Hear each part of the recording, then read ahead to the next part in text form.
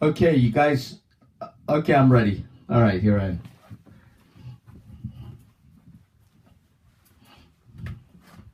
Hello, my name is Vincent Faney, aka Vinsanity. For those of you who don't know, that's my stage name for comedy and for other endeavors. Um, I'm giving this interview to all my, just this alert to all my Facebook friends, my former friends from Upper High School, from Lane Community College, University of Oregon, to all my friends here in Eugene, Springfield, friends in Medford, Ashland, Talent, the Southern Oregon area, and also my friends around the world that I've made in the past 15 years. Yesterday I had to do a brutal interview. It was brutal for a couple reasons. It was, one, 4 times longer than I thought it would be. Two, I had technical difficulties and some health problems, issues, and that kept me from having two interviewers here, Douglas and Bill Hackman and Douglas Friedman were supposed to be here. They got stuck in Idaho.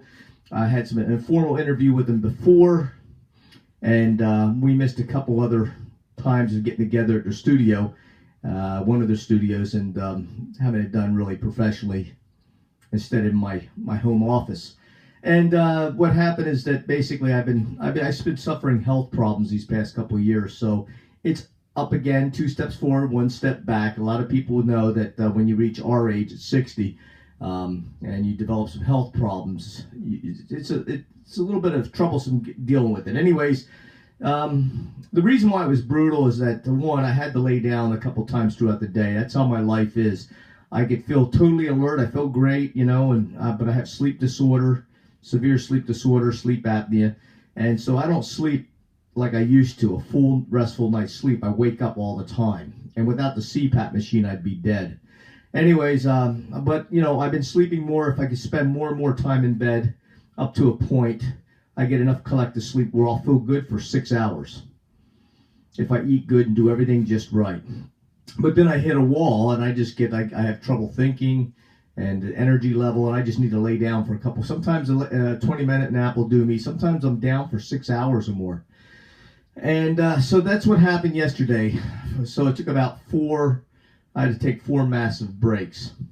But the worst thing wasn't my health keeping the issue of this interview and the technical difficulties where Doug and Bill, who were in Idaho, had to text me questions. They could hear me. They can't see me because this is taped, pre-taped, and but they could hear my interview, and I can't project their voices to you. We're doing this on Messenger, which I have to read with these puppies. It's kind of tedious, clumsy, very unprofessional looking. But the worst thing that was just grueling for me was having to answer all these questions and explain what motivates me. And to do that, I had to mention about all the bad stuff that happened in my life. See, here's things that motivates us, a lot of us. Isn't just the good things in our life and moving forward. It's the bad things. A lot of bad things happen to you. Some people, here's the thing. I've had a lot of shit in my life that was unnecessary. A lot of us have. According to a lot of people I know, by their accounts, when they've heard what I've gone through, they think my life has been a lot worse. I've had a lot more tragedies and betrayals and bullshit and obstacles than most people. That's what they think. And I guess compared to a lot of people, that's true.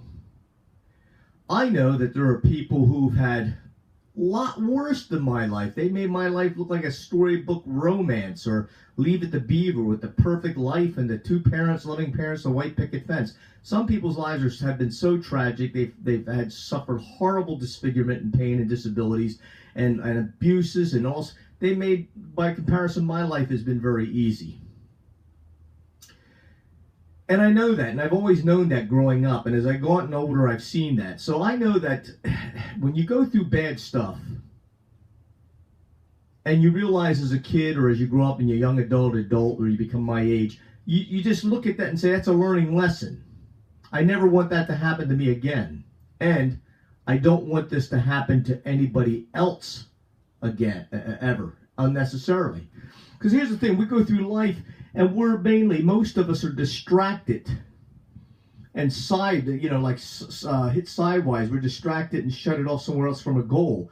Most of us don't have goals. Most people I met don't have goals, or they don't have meaning in their life. And that takes a little bit of work. They think that people who have goals or a meaning in their life were given some sort of something special from God. They don't realize they have to always seek a goal, a purpose, a meaning for life, a reason for living, than just simply sitting around seeking pleasure and self-indulgences and just lounging around and hanging out. And that's something we all have to seek. It's our responsibility to seek that. So all the bad things in life, I've learned at an early age, you don't dwell on it and marinate it. You grieve, you feel the rage, you feel the anger, you process it, and you move on. And you focus on the things about life that bring you joy and the happiness. You focus on the things that you can do to correct your life, to correct the problems, to make sure a new strategy so you don't fall into dysfunction or allow yourself to be abused by other people. It's really that simple. You don't have to marinate in the bullshit. Okay? We all have reasons to be, who doesn't have problems in life, really? Who doesn't have things that make them depressed or anxious? That's life. And I don't like to dwell on that. And here's the thing, before I had to go to therapy, before my issue at the post office, I've had enough shit on my plate in my life, like I said, that most people haven't. But most people that knew me at the post, most people didn't know that because I didn't talk about it. I didn't go, oh, back in my day, I went hungry and I suffered malnutrition and my father just ignored me and all that shit. You know, I tell a couple of good Vince Faney jokes, my dad jokes, because he was a character. He was great comedic material. But I didn't go and say, oh, poor me, this and that. Most people would tell me when I dealt with them, some of my tenants, and they'd be, oh, Vince, look at you. You're in the peak shape. You're world-class level of this, and this. You got lots of money. You got real estate. You're doing this. You're doing that. You got a great job. You just don't understand what it's like to have a life like mine, where I had a shitty family, and I had this go on, and my boyfriend or my girlfriend ran around on me, or I'm overweight or something. You just don't understand. And every now and then I'd have to say, I do. I understand. I've gone through that shit. I just choose not to talk. I choose to focus on what the future and the present and the future. The past is only a history book. You should learn from it. You should say, okay, I need to avoid this. And then, help do everything in your power to have your family, your children, your friends, and community members avoid certain pitfalls by just saying, maybe you shouldn't do that. I did that. That's, I screwed myself over. I was stupid. Admit that, you're stupid. You were stupid. You did a wrong strategy. You got to be held accountable. You got to hold yourself accountable for all the good and the bad that you've done. You got to hold yourself accountable for allowing people to do bad things to you. Now, I don't mean that some people will do bad things to you. You don't allow it. But most of us allow ourselves to be abused or mistreated or taken for granted. And it pisses us off when we may get depressed. You got to get over that. And that's what I've learned is you got to get over that. And just focus. What can I do? What exciting challenges can I have in my life that could actually, what would I find exciting and challenging besides skydiving? Something for me. What would I find exciting and challenging besides getting a 500-pound bench, or besides a bow hunting elk, or any of that stuff, or doing comedy, or I don't know, making love, or anything? What is there things that are challenging but also will benefit other people? And there are. I can't believe people say I'm bored, I'm lonely, I don't know what to do. I don't know what to do with my time, my life. I'm like, are you flipping kidding me? There's a whole laundry list of things that we can do that brings excitement. I'm never bored. Unless I have to be around a person like that without a book. And even then, I'll make fun of them, I suppose, and try to mitigate whatever potential boredom. But the thing is that even now, as old as I am, I'm in pain chronically. I have problems sleeping. My health is poor. But life can be still fun. There still could be things to do to keep life interesting. And when it doesn't, that day comes, I pull the plug. Instead of making other people miserable or marinating in my own misery. But until then, the life is great. You make of it what you can. And that's what I try to tell people, is you make it. So I had this goal to raise money for veterans. I had this vision. I don't know, maybe it's a sense of destiny. Maybe it's a sense that maybe I'm a narcissist or an egomaniac. Maybe it's because I truly believe that with the right strategies and gathering the right people around me who also are passionate about being a captain of their destiny and helping others to be the captains of theirs, that we can make a difference. Even if it's a short time in each of our lives and we end up dying anyways. But what the heck? We only got one trip, one vacation. Yes, then it's misery and death. But until then, you can make this life as interesting and as fun as possible and challenging. And it's a game. Why play virtual reality games? Oh, I'm building up more spiritual power. Look at this. I'm on a virtual reality. Oh, look, I got more physical strength. Now I'm a more level 3 martial artist and I'm a sword fighter and this and that. Oh, look, I'm going into town and I'm stealing the gold and I'm doing, virtual reality games are great for people who are hyper intelligent, who are already disciplined and making good use of their life. My godson's a nuclear engineer. He's going for his PhD. He works out. He takes care of all his shit before he gets on and plays in a virtual reality world. But then I know other people who have miserable jobs, don't do anything in their lives, don't work on their health, and all they do is virtual reality. And I'm like, well, how about this virtual reality? Why can't we do something exciting and build up our own personal power, our own personal wealth, our own physical health, and build up the power to help each other and build a community for real in this virtual reality? And that's what I've been wanting to do my whole life. And yes, I've had heartache and suffered and this and that, but the fact is, we all have. We all have. And I kind of resent it in a way yesterday, and I understand that it was necessary, and I wasn't really that pissed off at Bill, but it just felt the senselessness. I just get exhausted talking about explaining every nuance. Oh, this happened to me, and I just want to make sure it never happens to other people. I feel like it's a no-brainer. Why do I have to even say that? Part of the reason I understand is you get a lot of people who whine about their past, who whine about their problems, as an excuse not to do anything, as an excuse to fail, as an excuse to rip people off. Oh, I didn't mean to rip you off, but I had a traumatic childhood. My mother's milk was bitter and it's not my fault.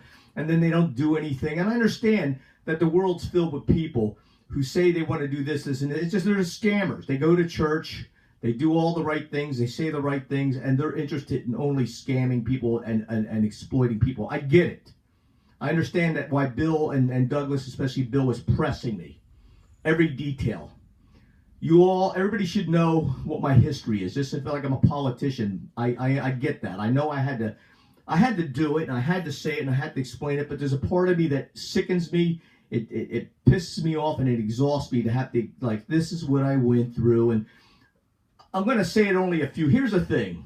I'm going to explain. I've explained it in the interviews, and in my way of thinking, the most a person should re-examine and marinate in the past and say this is what happened, or marinate on what's happening today and the negative, at the most should be 25%. At the most. At the most. The majority of our life should be focused on what we feel now. Hey, that meal I had was great. Being with my lover was great. Playing with children is great. My dreams and goals of the future excite me, and I'm stimulated by them. And every time I reach a goal, that's great.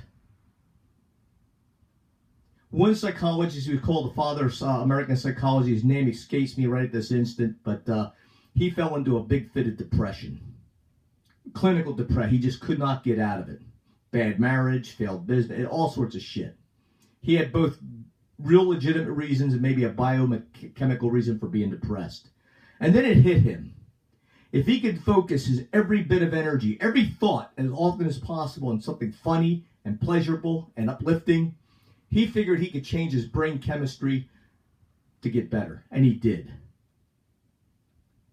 And he was never plagued by depression again. Not to say that he didn't have something that happened to him that was depressed him a little bit. Like, I've gone to the VA hospital and talked to the doctor about my concerns because I've been forced out of work. And I've been blackballed by the post office. And not too many people want to hire a person who's had a lawsuit against the post. They don't care. I mean, yeah, you could say, oh, they wouldn't let me run a respirator, and I fighting for my health, and I just wanted to work. That's true. But they don't know me. And all they know is I had the willingness to sue their employer. So I get why they don't want to hire me. And it's tragic, okay? It's bullshit and it's tragic. But I don't need to focus on that. I don't need to whine all the time to you guys about that. I just need to get on with my life. Just explain, this happened, this is wrong, let's work together to make sure that this doesn't happen again. The people who were involved in the death of my friends, let's bring them to task and let's have fun doing it and be done with it. So I went at the hospital and I'm a little anxious. I got school, I got this and that. I have anxieties. Sometimes I get a little depressed. And I fight that. I have to fight that. That's why I want to look to the future. Part of my therapy is not focusing on my misery or my problems, as legitimate as they are. It's like, how can I help other people and make this fun? That's part of my therapy. I think everybody should have that kind of therapy. That's my opinion. But the doctor went to put me on some serotonin reuptake inhibitors or some, oh, you are depressed, sir, we need to put you on some chemicals. I'm like, no. I have legitimate reason to feel blue sometimes and be angry. You give me a 15-hour-a-week job, just that alone, right here at the hospital, and I guarantee you that first day you'll see my anxiety and depression lifted. My point is, if you got problems, you're depressed, you're anxious, you're angry, take action, do something about it. But I had to say this to you guys because you're going to see 4 segments of a video about my goals, my mission, my strategies, and then I have to explain this is what I had to explain all my achievements. Let me tell you about my achievements. That kind of you know, I don't like doing that. I just like doing. I don't like showing off and telling people about stuff. But you have to, because when you want to, when you're selling yourself as a personal trainer or anything, and you're saying I have this expertise, or I am a man who follows through on my goals, you have to say, you know, that talk's cheap. So you got to say, okay, well, let me explain to you how I could back that up. I did this, and this, and this. And it kind of bothers me that I have to do that. And I understand that I have to, but I'd rather not. I'd rather just do the things that I need to do, want to do, and not let anybody get in my way with like, but please explain to us in great detail again. I hate that shit. We're all flipping, we all have flipping problems. We all have things to be depressed about, to be angry about. But we can all focus on the good things in life. And so when you see the next 4, if you do go, I hope you do go through the videos, because Bill asked these very pressing, probing questions, and I needed to answer them. I just didn't like answering them. I mean, I didn't feel uncomfortable because I had the truth behind me. I could verify, substantiate everything I said, but still. So anyways, let's go on with it. I hope you kind of check out those 4 segments, and then you'll see exactly my strategy. You'll see what motivates me. It's a no-brainer. You know, it's just like, well, for instance, if a woman was sexually abused when she was a child, you know, some people, if they're sociopaths or who knows, or dead inside, maybe they don't care to protect other people from sexual abuse. But a lot of people are very passionate, adamant. Okay, that happened to me. This is what motivates me to set up an organization to keep other women from being sexually abused as children, whatever. That's the space I'm coming from. You know? I don't want to be like some relatives or people I know, like, well, you know, my father didn't give me advice, and I didn't get the red fire truck toy as a kid, and I this, and this, so there's no reason I'm not going to help anybody. That's crap. I don't want to be around people like that. I don't want to be I'm not a person like that. But anyways, I just had to say this video. I've talked too long. Thanks.